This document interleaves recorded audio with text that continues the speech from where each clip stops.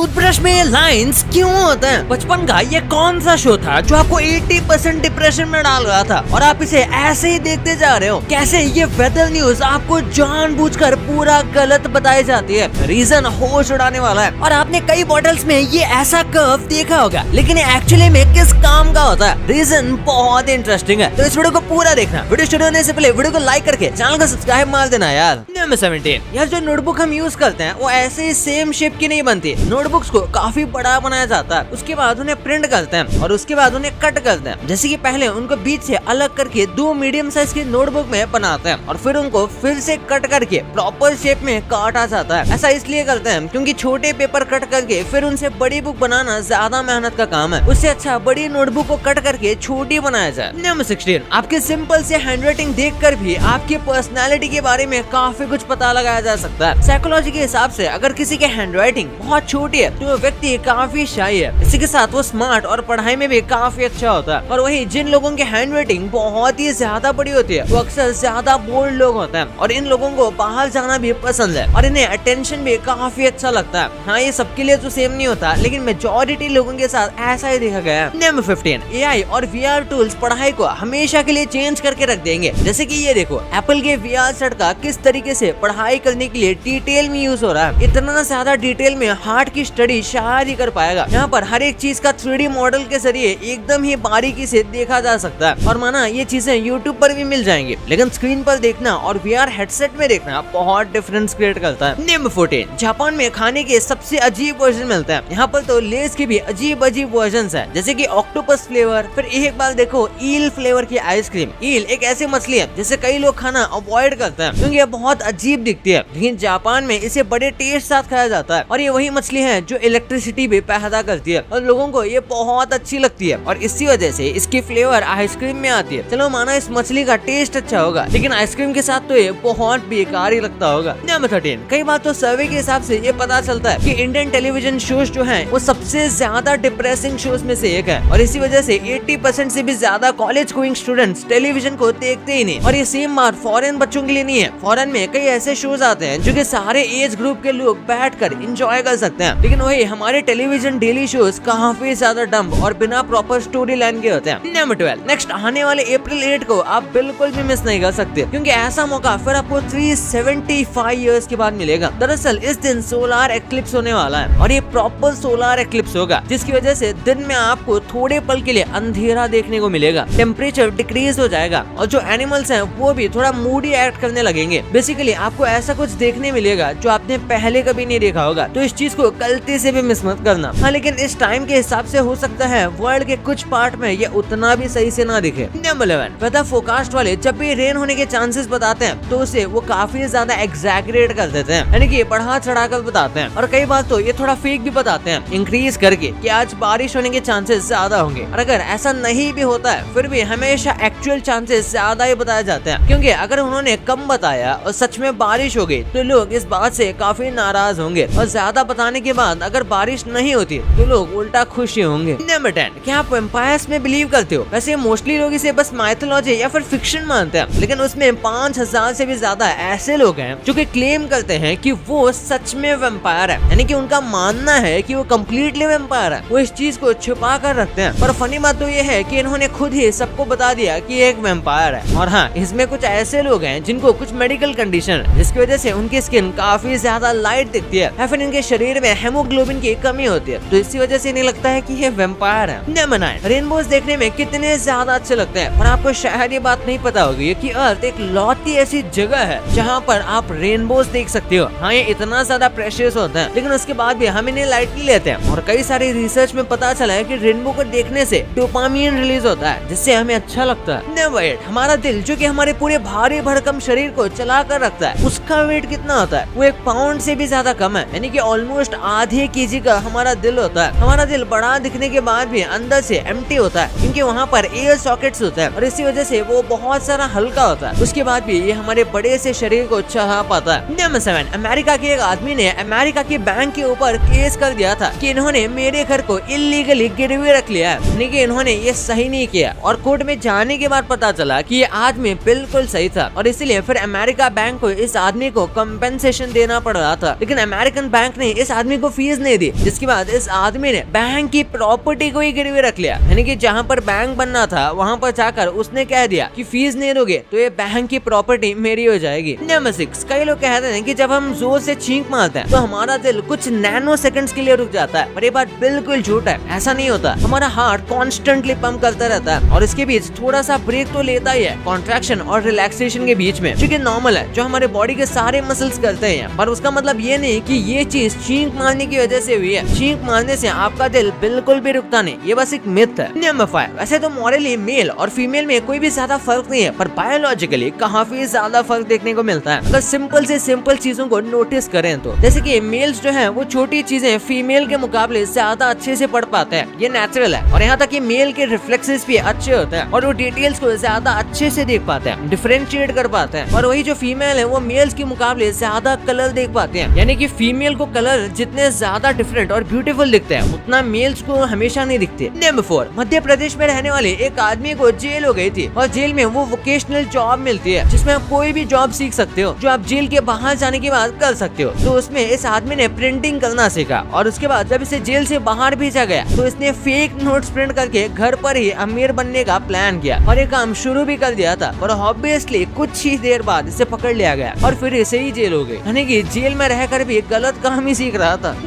बाकी सब मछलियों से अलग शार्क्स के पास एयर ब्लैडर नहीं होते, जिसकी वजह से शार्क्स को कॉन्स्टेंटली तैरना पड़ता है सांस लेने के लिए। अगर वो स्विमिंग करना बंद कर देंगे तो वो सांस नहीं ले पाएंगे, यानी कि वो पानी में डूब के मर सकते हैं और इसलिए उन्हें कॉन्स्टेंटली अपने आप को फिगल करते रहना पड़ता है। हाँ, इसलिए उन्हें सोते हुए भी स्विम करना पड़ता है। नंबर 2, आपने देखा होगा कि कई सारे बॉटल में इस तरीके का एक कर्व दिया जाता है और ये बस डिजाइन नहीं है, इसका काम होता है। सबसे पहले जब बॉटल को फ्रिज में रखा जाता है तो कुछ बॉटल में वाटर कंटेंट ज्यादा होता है, ऐसे में वो फ्रीज होने पर एक्सपैंड हो जाते हैं। तो ऐसे में अगर ये कर्व नहीं दिया जाएगा तो एक्सपैंड होने पर बॉटल्स टूट सकती हैं और ये कर्व एक्चुअली में बॉटल को ज्यादा स्टेबल और मजबूत बनाता है। और इसके बाद एक काम ये भी है कि इसे हाथ में पकड़ना ज्यादा आसान हो जाता है। ये डिजाइन ग्रिप के लिए ज्यादा अच्छा होता है और इसे आप पकड़ के शेक भी कर सकते हो और ये आपके हाथ में नहीं गिरेगा क्योंकि इसका शेप ऐसा है। और उसके बाद एक आखिरी काम ये भी है कि आप इसे स्क्वीज कर सकते हो। अगर आप नोटिस करोगे तो इन बॉटल्स को स्क्वीज करना नॉर्मल बोतल के मुकाबले ज्यादा आसान होता है क्योंकि ये शेप उसे फ्लेक्सिबल बनाता है। नंबर 1, टूथब्रश के अंदर आपने ये वाली लाइन कई बार देखी होगी। कई लोगों को लगता है कि ये टंग को क्लीन करने के लिए बनाई जाती है, लेकिन ऐसा नहीं है। वो लाइंस इसके नीचे होते हैं या फिर टूथब्रश के पीछे होते हैं, ब्रिसल्स के ऑपोजिट में, पर इसका काम अलग है। दरअसल कई जगह पर छोटे बच्चों के टूथब्रश कई बार नहीं मिलते और कुछ जगह पर ये नॉर्मल से ज्यादा महंगे होते हैं। तो ऐसे में जो छोटी लाइंस होती है ये बनाई जाती है ताकि छोटे बच्चे भी टूथब्रश को पकड़ सकें। यूजुअली वो ऐसा नहीं कर पाते क्योंकि उनके हाथ काफी छोटे होते हैं और टूथब्रश नीचे से काफी मोटा होता है और ऊपर पतला होता है और इसलिए वहाँ पर ग्रिप दी जाती है ताकि बच्चे और अच्छे से पकड़ सके। और टूथब्रश की बात कर ही रहे हैं तो एक बार देख लो दुनिया के सबसे छोटे टूथब्रश को। ये बहुत सारा क्यूट तो है पर उसी के साथ ये काम भी अच्छे से कर लेता है। उसे देखकर लगता होगा कि इतने अच्छे से वर्क नहीं करता होगा, पर ये एकदम अच्छे से ही वर्क करता है और ऑब्वियसली बड़े वाले टूथब्रश जितना एफिशिएंट नहीं है। भाई ये तो आपको पता चल गया, पर आप इन एनीमे या फिर कार्टून्स के डार्क एपिसोड्स को नहीं जानते थे। आप जो ये बचपन में खिलौने खेलते थे, ये कैसे चोरों को पुलिस से बचाते आ रहे थे और कैसे चाइना में बस आप बच्चे की तरह एक्टिंग करते हो तो आप करोड़पति बन जाओगे, लेकिन वो कैसे इस वीडियो में पता चलेगा। तो इस वीडियो को अभी दबा के देखो यार, और अभी तक चैनल को सब्सक्राइब नहीं किया तो कर देना क्योंकि आगे भी ऐसे ही मस्त कंटेंट आने वाला है। तो मिलते हैं अगले वीडियो में, तब तक के लिए बाय।